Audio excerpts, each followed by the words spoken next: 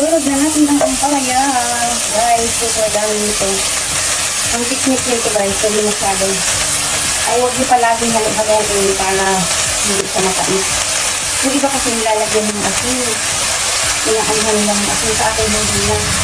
Yan lang ang technique. Huwag niyo halo-haloin ko lagi para hindi siya nakakatas at yan ang dahilan ng ano na tais.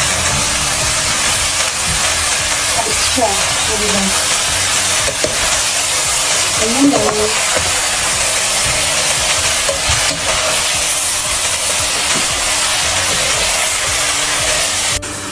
Lagyan natin ang pampalasa guys.